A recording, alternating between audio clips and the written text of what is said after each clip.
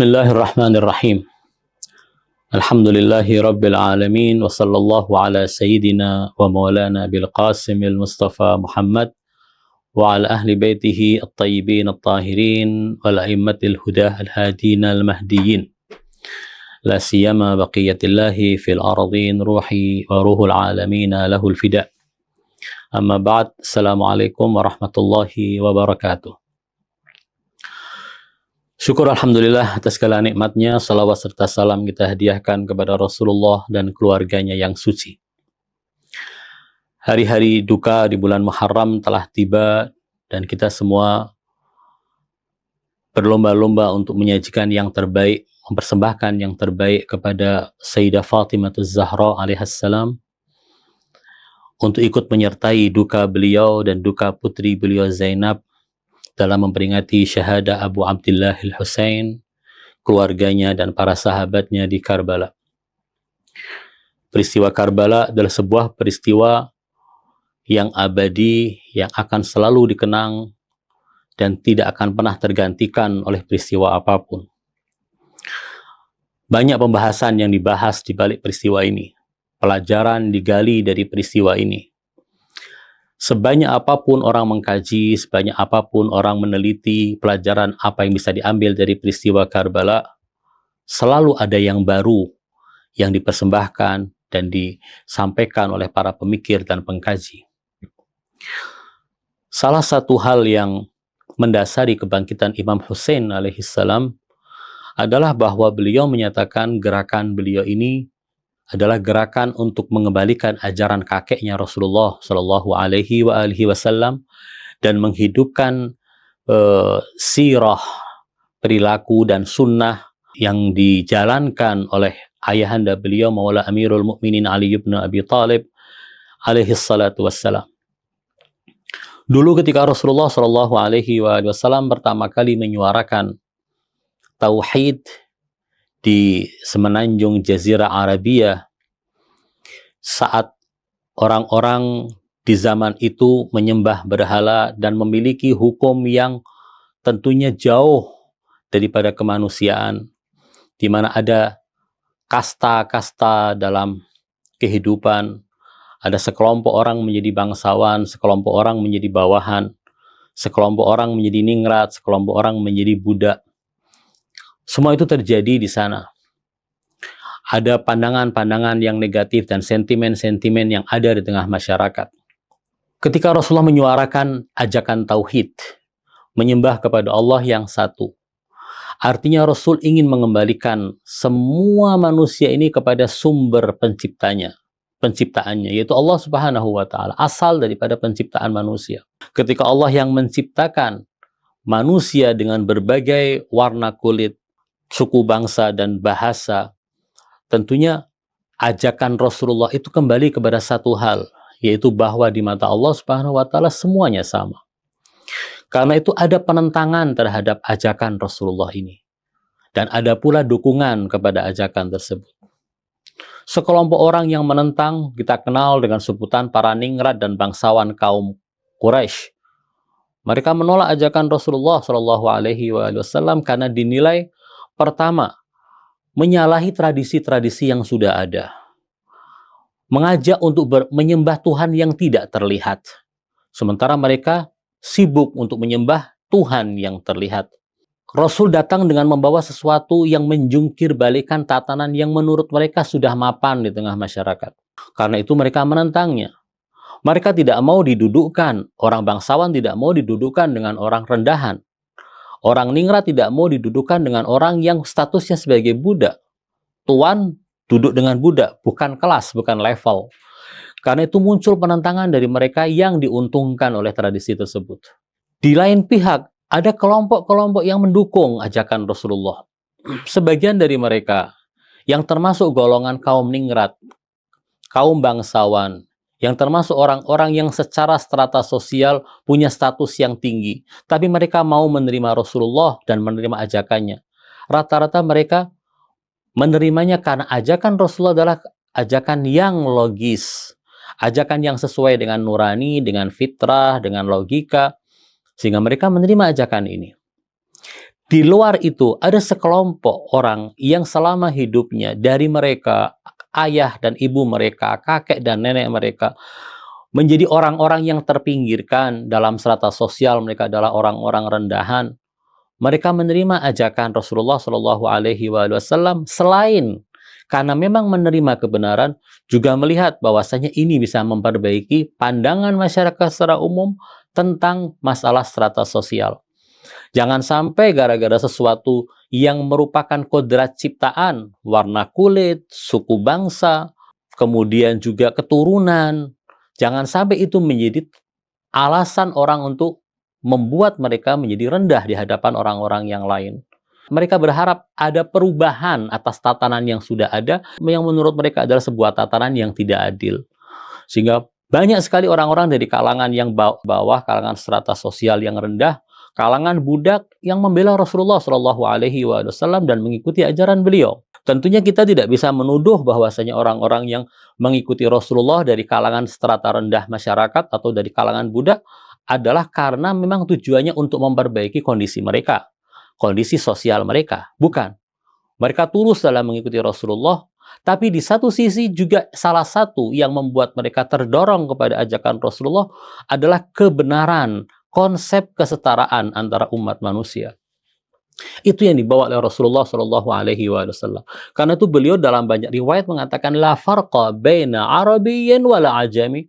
Tidak ada perbedaan antara orang Arab maupun orang Ajam. Wala baina aswad wa abyad. Tidak ada perbedaan antara orang yang berkulit hitam atau orang yang berkulit putih. Dalam satu riwayat juga disebutkan al jannah liman ata'ah. Surga bagi orang yang taat kepada Allah. Walau kana abdan Habasyia, walau dia adalah seorang hamba, seorang budak berbangsa Ethiopia.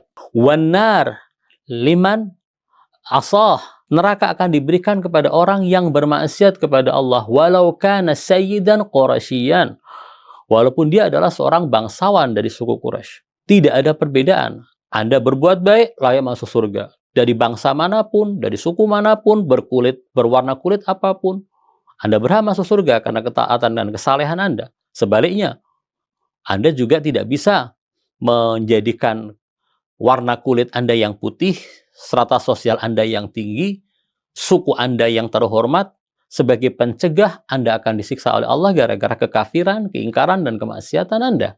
Ini yang diajarkan oleh Islam. Namun kemudian, hal yang terjadi dalam prakteknya, sepeninggal Rasulullah Shallallahu Alaihi Wasallam adalah apa yang sudah diajarkan oleh Rasulullah, kesetaraan yang sudah diajarkan oleh Rasulullah itu lambat laun digantikan dengan sistem-sistem yang walaupun pijakan utamanya dan pijakan landasan aslinya adalah kesetaraan dan kesamaan di antara semua umat manusia, tapi muncul perlakuan-perlakuan diskriminatif di kalangan masyarakat.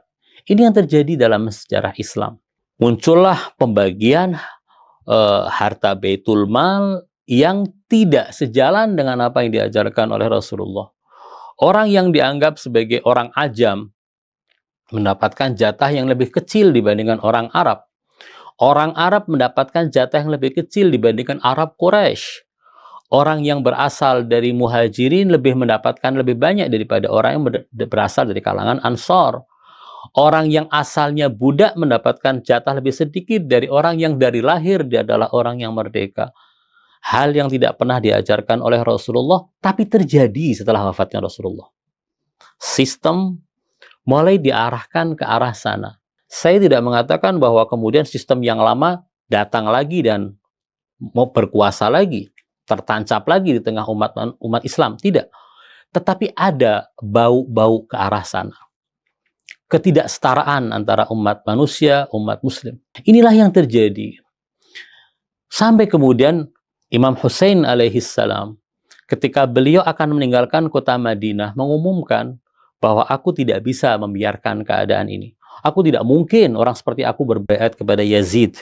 Banyak orang yang datang dengan mungkin tulus menasehati dalam tanda kutip Imam Hussein supaya tidak keluar dari kota Madinah karena khawatir atas keselamatan beliau. Tapi beliau mengatakan bahwa aku sudah bertekad untuk meninggalkan kota Madinah untuk melakukan sesuatu. Aku tidak akan keluar untuk memamerkan diri, untuk congkak dan sombong, untuk melakukan kezaliman atau berbuat fasad. Tetapi innama kharajtu li talabil islah fi ummati jaddi. Aku melihat umat kakekku ini dalam keadaan sudah mulai terarahkan ke arah yang tidak benar. Harus ada sebuah gerakan yang meluruskan umat ini. Kalau dibiarkan maka akan habis umat ini. Ajaran yang sudah disampaikan oleh kakekku akan lambat laun sirna, terpinggirkan, dan mungkin akan hilang sama sekali jika aku tidak melakukan gerakan. Beliau menyebut gerakannya sebagai gerakan islah, pembenahan, membenarkan kembali, menyusun kembali menjadi benar apa yang pernah diajarkan oleh Rasulullah dan sekarang sudah disimpangkan. Innama kharajtu li talabil islah. Aku tidak keluar kecuali untuk melakukan islah. Fi ummati jaddi. Beliau tidak mengatakan melakukan islah pada agama, tapi fi ummati jaddi, pada umat kakekku. Agama tidak tersimpangkan, tapi umat yang tersimpangkan. Dengan apa? Dengan ajaran-ajaran, dengan pemikiran-pemikiran yang tidak benar, dengan kebijakan-kebijakan dari penguasa yang tidak benar, sehingga umat tersimpangkan. Yang salah satunya adalah permasalahan keadilan sosial di tengah masyarakat umat manusia, umat Islam. Itulah yang terjadi pada Imam Hussein. Tujuan beliau dalam gerakan Asyura yang berujung pada kesyahidan beliau bersama dengan keluarga beliau, para pembela setia beliau, adalah untuk melakukan islah. Lalu kemudian beliau mengatakan wa asira bisirati jaddi wa abi, dan aku ingin berjalan di jalan yang dilalui oleh kakekku dan ayahku. Melakukan apa yang menjadi tradisi dan sunnah ayah dan kakekku.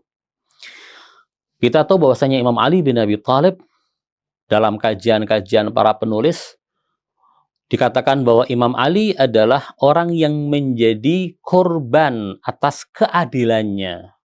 Bukan berarti keadilan beliau itu memakan korban, bukan. Beliau ingin menegakkan keadilan sebagaimana diajarkan oleh Rasulullah kepada beliau.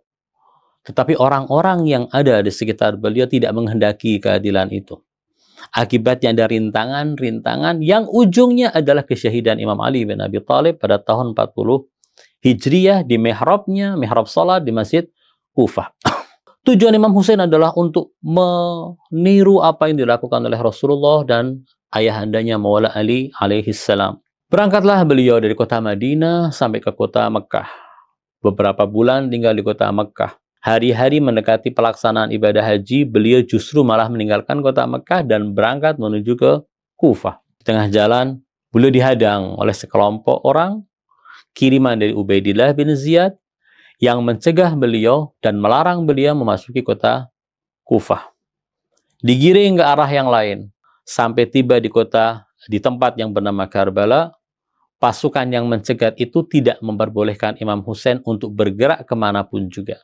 Ditahan di situ. Pasukan kiriman Ubaidillah semakin hari semakin banyak, sampai jumlah mereka dikatakan dalam sejarah 30.000 orang atau bahkan lebih. Sementara Imam Hussein yang asalnya dibarengi oleh 1.500 orang, karena Imam Hussein mencabut baiat kepada mereka dan mengatakan kalau kalian tidak siap untuk bersama denganku, karena bersama denganku berarti mati di jalan Allah, maka kalian boleh meninggalkan aku dan aku angkat baiat kalian. Aku tidak akan mengeluh, aku tidak akan kecewa kepada kalian, silahkan kalian pergi. Banyak yang pergi meninggalkan beliau. Hanya tersisa segelintir orang. Hanya puluhan orang. Sumber-sumber sejarah menyebutkan orang-orang yang gugur bersama dengan Imam Hussein dari sahabat-sahabatnya maupun dari kalangan keluarganya, anaknya, adik-adiknya maupun sepupu-sepupu Imam Hussein dari kalangan Bani Hashim, keseluruhannya tidak lebih dari 100 orang. Paling banyak menyebutkan 105. Umumnya orang menyebutkan 72 orang yang gugur bersama dengan Imam Hussein alaihissalam. Dalam peristiwa yang terjadi di Karbala, kita melihat adanya sebuah sirah dari Imam Hussein yang ditunjukkan oleh Imam Hussein di padang Karbala. Pertama adalah beliau tidak membedakan antara orang yang baru masuk Islam dengan orang yang kakeknya dan ayahnya adalah orang Islam. Sahabat-sahabat Imam Hussein umumnya adalah lahir di keluarga Muslim, Tetapi ada di kalangan, di antara mereka yang bersama dengan Imam Hussein adalah seorang yang berasal dari kelompok dan kabilah Nasrani, dari kelompok Kristen. Sebagian malah mengatakan masih beragama Kristen. Namun umumnya para penulis sejarah mengatakan orang itu sudah masuk Islam di tangan Imam Hussein. Baru masuk Islam. Baru masuk Islam itu artinya dia mantan orang non-Muslim. Kalau kita kembalikan kepada tradisi sebelum itu, yang membedakan jatah dari Baitul Mal untuk orang yang asalnya Muslim atau orang yang baru masuk Islam dengan orang yang sudah lama masuk Islamnya, dibedakan tentunya ini, kalau menurut sistem itu dia harus dibedakan. Harus dibedakan perlakuan Imam Hussein kepada dia. Tapi ternyata Imam Hussein memperlakukan dia sama dengan perlakuan beliau kepada yang lain. Ketika yang lain syahid, Imam Hussein memangkunya, maka kepada orang ini pun beliau melakukan hal yang sama. Ketika seorang sahabat Imam Hussein gugur di medan perang, Imam Hussein membawa jenazahnya ke perkemahannya, Imam Hussein juga melakukan hal yang sama terhadap orang yang dikatakan baru masuk Islam dari kalangan orang-orang Nasrani itu. Yang lebih lagi adalah kisah Jaun, seorang budak berkulit hitam, yang dulu diceritakan dia adalah budaknya Abu Dzar yang kemudian dihadiahkan kepada Ahlul Bait.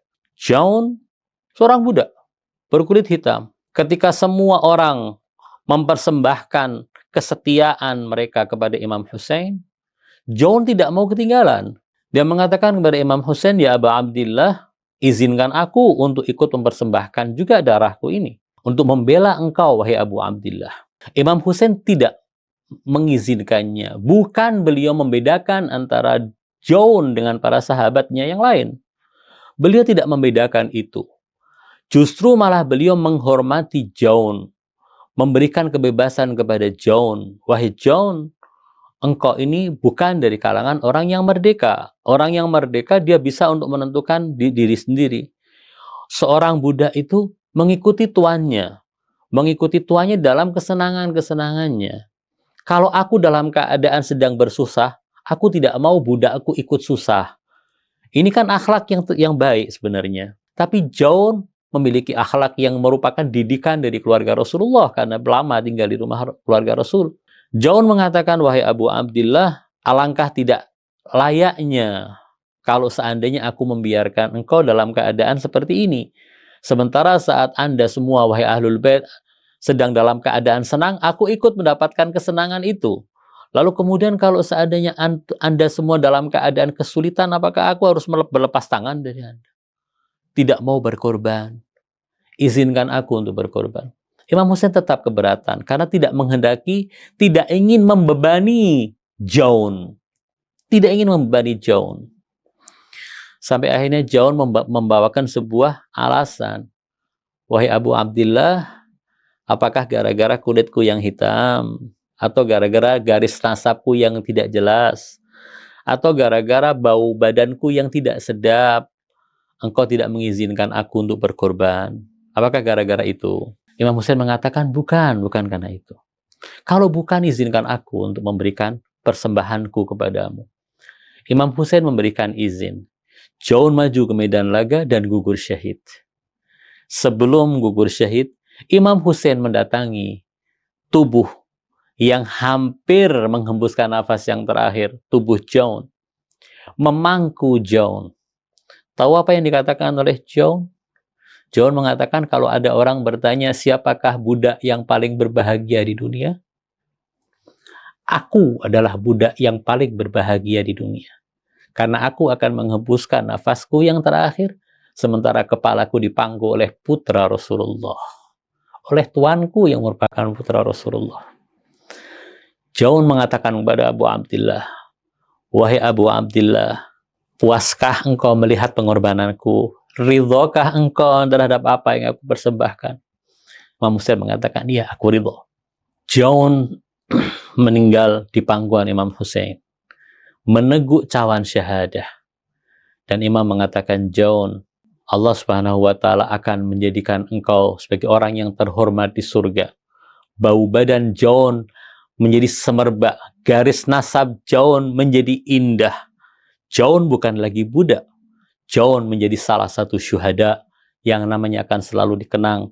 Dan kita semua, walaupun kita terlahir dari kalangan orang-orang yang merdeka, ayah, kakek, dan nenek moyang kita semuanya merdeka. Bahkan dari kita memiliki garis keturunan yang mulia. Tapi semua kita tetap menundukkan kepala dan hormat kepada seorang seperti Jaun. Inilah pesan yang dibawa oleh Abu Abdillah al-Husain.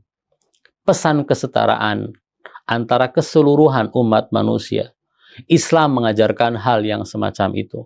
Kalau ada perbedaan di antara umat manusia, maka perbedaannya adalah pada makarimul akhlak, ada pada ketakwaan, ada pada ilmu, ada kesalehan, dan hal-hal yang bersifat ilahi.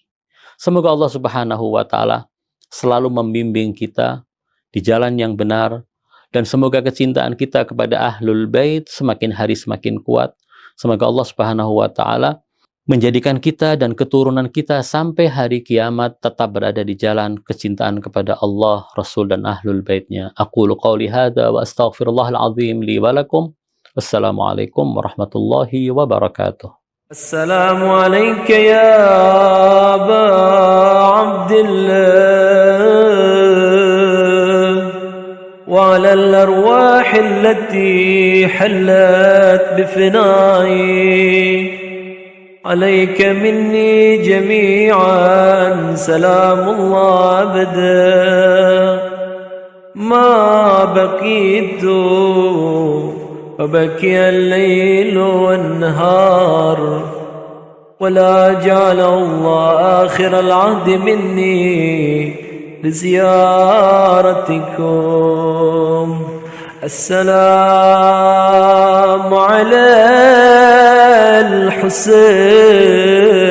الحسين وعلى علي بن الحسين وعلى أولاد الحسين وعلى أصحاب الحسين